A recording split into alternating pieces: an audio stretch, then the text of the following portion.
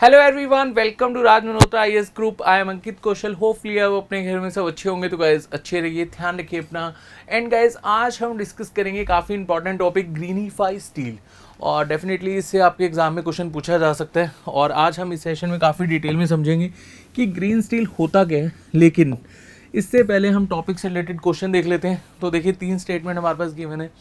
First statement क्या कहती है? The Indian steel industry needs to sustainably reduce its emission by 2030 and achieve net zero carbon emission by 2070।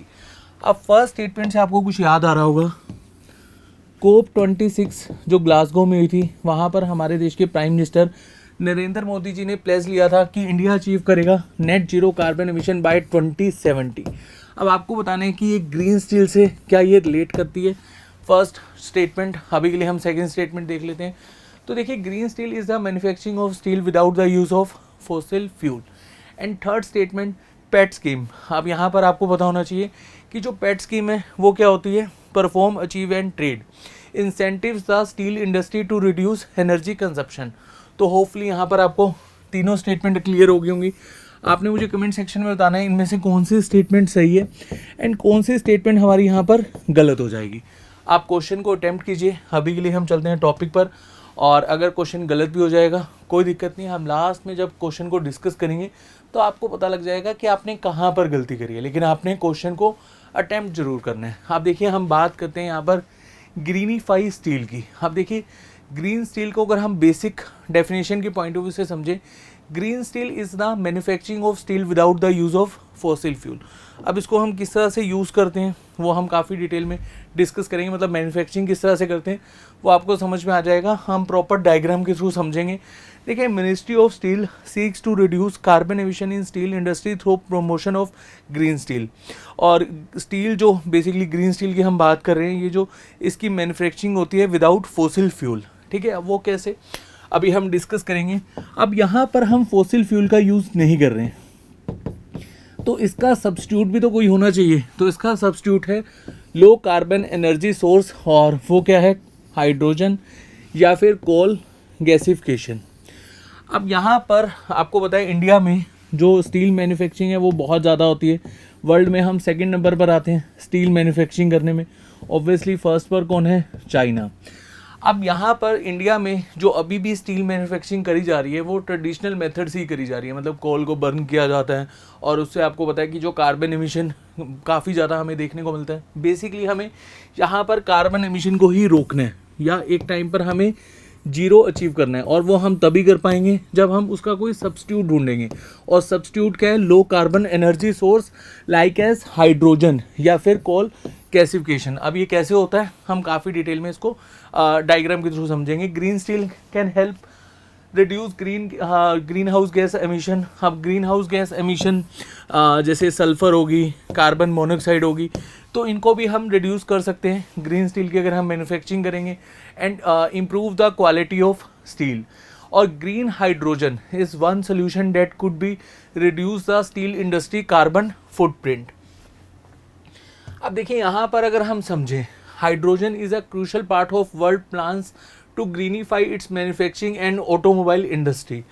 अब यहाँ पर हम ये तो पढ़ रहे हैं कि हाइड्रोजन को एज अ फ्यूल हम यूज़ कर सकते हैं, लेकिन कैसे कर सकते हैं ये हमें समझना होगा। तो चलिए एक बार हम डायग्राम के थ्रू समझ लेते हैं, उसके बाद हम बाद में आएंगे कि हम कितना कार्बन एमिशन कम कर पाएंगे। आप देखिए, हाइड्रोजन 4 टाइप्स के होते हैं: black hydrogen, grey hydrogen and blue hydrogen and green hydrogen. यहाँ पर बेसिकली 3 ही हाइड्रोजन आपको देखने को मिल रहे हैं।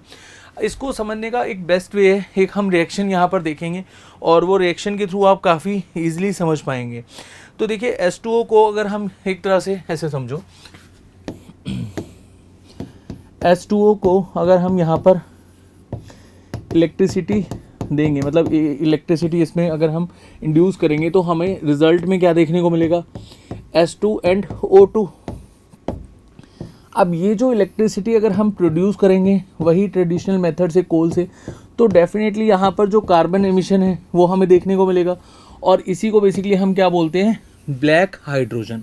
मतलब यहाँ पर अगर हम ट्रेडिशनल वे से इलेक्ट्रिसिटी प्रोड्यूस करेंगे तो डेफिनेटली हमें जो कार्बन एमिशन देखने को मिलेगा, और इसको हम क्या बोलेंगे? Black hydrogen. अब हम बात कर लेते हैं ग्रे हाइड्रोजन की।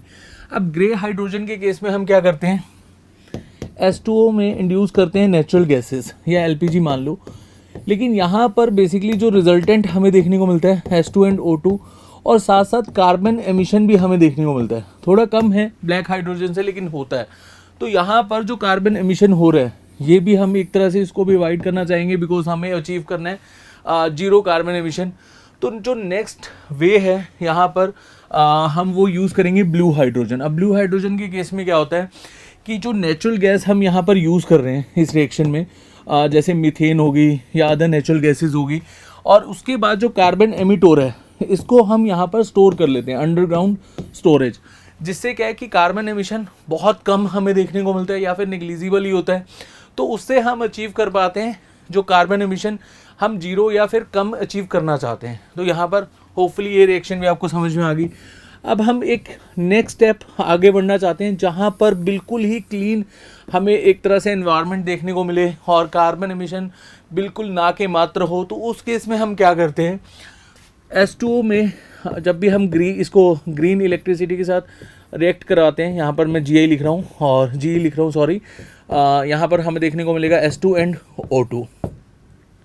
अब ये जो ग्रीन इलेक्ट्रिसिटी है इसको हम जनरेट किससे करेंगे, रिन्यूएबल एनर्जी से या फिर सोलर पैनल, एक ही बात है। तो यहाँ पर जो कार्बन एमिशन एमिट करने का एक तरह से यहाँ पर परसेंटेज रहेगा वो ना के मत रहेगा, तो जीरो रहेगा। तो डेट्स वाई हम इसको अचीव कर लेंगे। अब वो कैसे करेंगे, मतलब हम स्टील मेकिंग किस तरह से करेंगे वो एक बार समझ लेते हैं।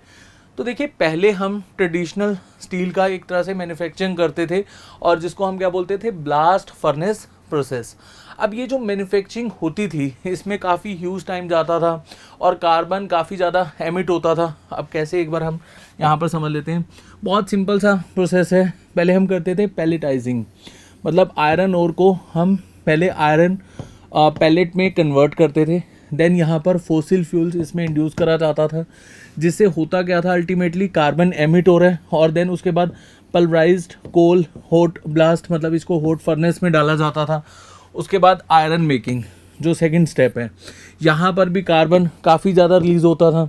और जो यहाँ पर नेक्स्ट स्टेप है, इसमें हम बेसिकली एक तरह से हॉट मेटल को यहाँ पर स्टील में कन्वर्ट कर रहे हैं, तो इसमें भी कार्बन डाइऑक्साइड आपको एमिट होता हुआ देखने को मिलेगा। तो ये जो ट्रेडिशनल वे था, इसमें हर स्टेप में हम देख सकते हैं कि जो कार्बन है वो एमिट हो रहा है। तो ये जो बेसिकली ट्रेडिशनल मेथड था, इसको हम ना यूज़ करते हुए अब हम बात करेंगे ग्रीन स्टील की। और इंडिया में एक ही कंपनी है जो ग्रीन स्टील के थ्रू मैन्युफैक्चरिंग कर रही है, और वो कौन सी है, कल्याणी। अभी हम लास्ट में इसको डिस्कस करेंगे, कल्याणी इंडस्ट्री। और कहाँ की है आप मुझे कमेंट सेक्शन में बताइएगा।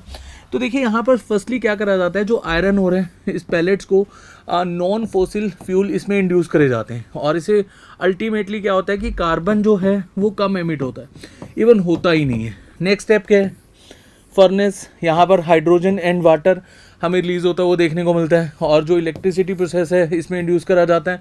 और देन लास्ट स्टेज क्या है, स्पॉन्ज आयरन। और स्पॉन्ज आयरन से हम स्टील की स्लैब मैन्युफैक्चरिंग कर पाते हैं, जिससे हमारा जो कार्बन एमिट है वो ना के बराबर होता है।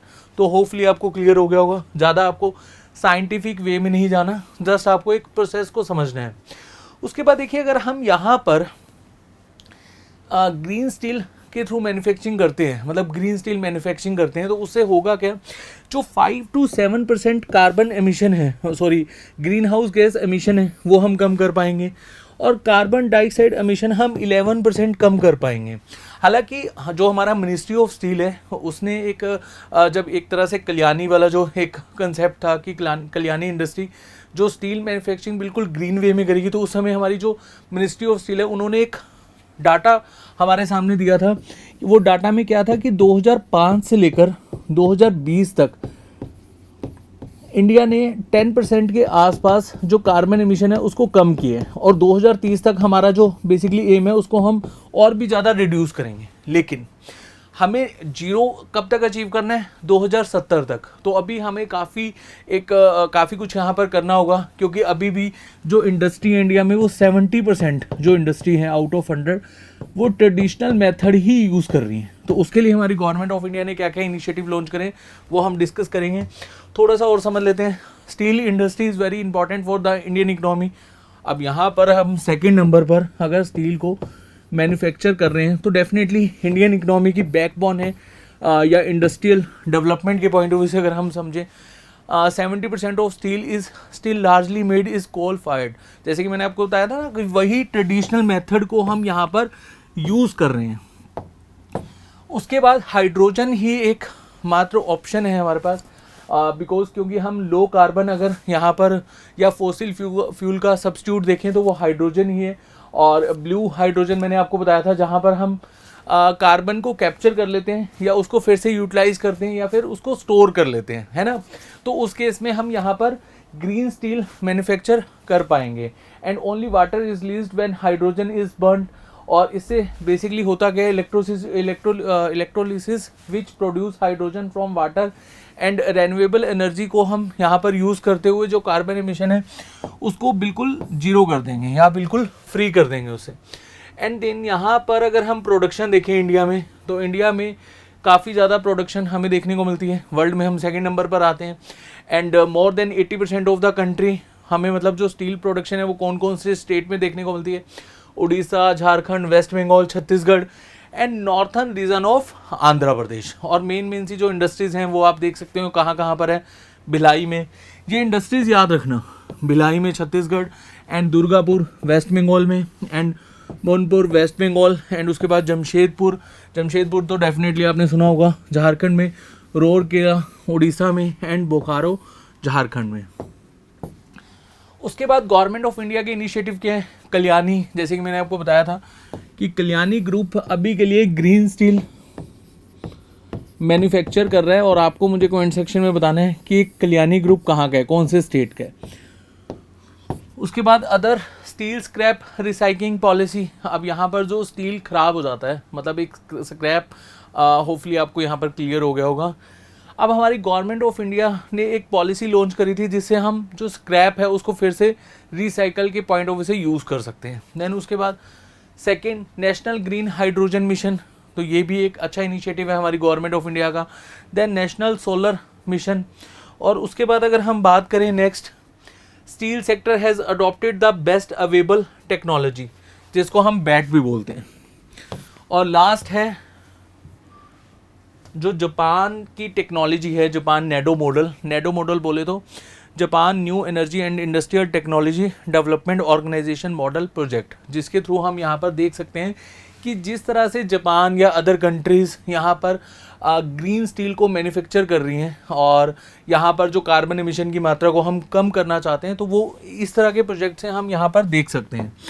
और लास्ट में जो आज का हमारा क्वेश्चन था, इसमें फर्स्ट स्टेटमेंट तो ठीक हो जाएगी और सेकंड स्टेटमेंट एक तरह से डेफिनेशन ही है, वो भी ठीक हो जाएगी। और थर्ड स्टेटमेंट ये भी ठीक है। पैट स्कीम इंसेंटिव्स के थ्रू हमारी गवर्नमेंट ऑफ इंडिया चाहती है कि जो एनर्जी कंजप्शन है वो कम करा जा सके। तो तीनों ही स्टेटमेंट आपकी ठीक है, तो ऑप्शन सी आपका यहाँ पर बिल्कुल सही हो जाएगा।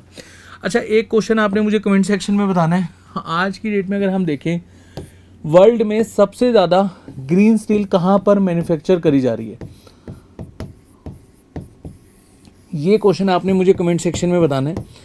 और इस सेशन में इतना ही, नेक्स्ट सेशन में बहुत जल्द मिलेंगे। अगर आपका कोई डाउट है प्लीज़ कमेंट सेक्शन में पोस्ट करेगा। Bye bye, take care.